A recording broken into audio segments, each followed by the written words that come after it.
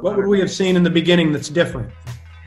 You'd have seen in my first trial somebody get up and feeling their whole body feeling like it was numb and like I couldn't feel my legs basically, and actually losing my train of thought halfway through my opening statement. But I didn't panic, thankfully.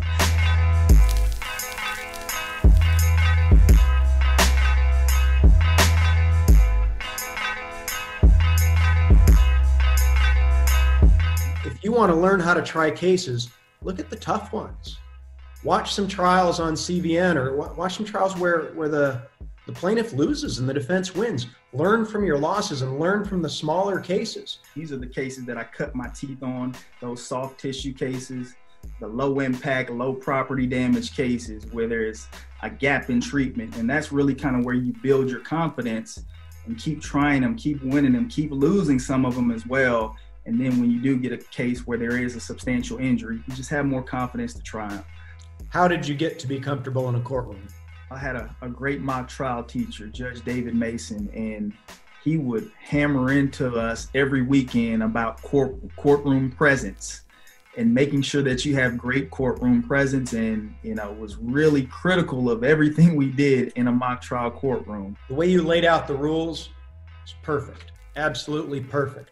The one thing I add in is right off the bat, tell the jurors what the case is worth. Okay. Pop the numbers up right there on a screen. Boom. This is what it's worth and this is why.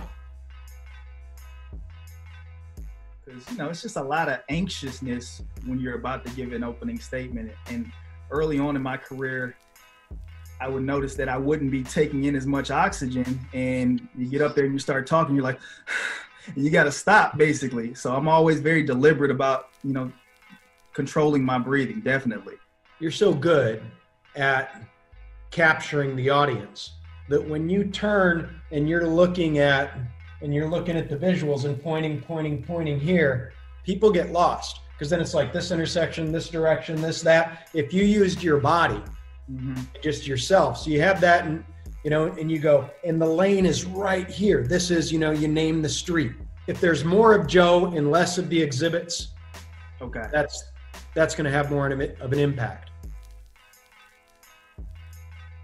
Videotape yourself. Listen to your voice.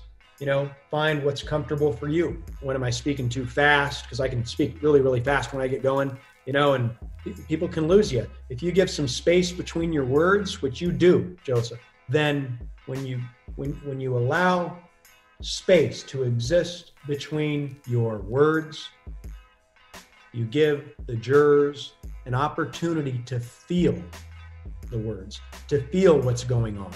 I just want to hear more about your thought process when you're heading into trial, you're putting your case together, you're thinking about like the sequence of the witnesses and the evidence. What is your kind of general thought process about that? And I know it's different case by case, but sequencing is one of the most important parts of a trial. What's your riskiest piece of evidence, right? Or your riskiest witness that you, maybe that's your client, maybe that's someone else, and you got to think about when to weave that in, what time of the day. So think about sequencing. What does the jury need to hear to be invested with the case? Weaving experts, whether they're treating experts or retained experts in with lay witnesses. You want to, do one after the other. Don't stack your experts, stack your lay witnesses, and, just weave it together. Keep people on the edge of their seats. Also, you don't need to, people spend more time than they should with witnesses, including experts. When you put an expert witness on the stand, okay, let's go through your education, training, and experience, blah, blah, blah, blah, blah, blah, blah, blah, blah, blah, right? If you see how I do it, I'll get up there and just say, hold on, you're a medical doctor? Yes, sir. Neurologist? Yes. All right, do you know what happened to this person's brain?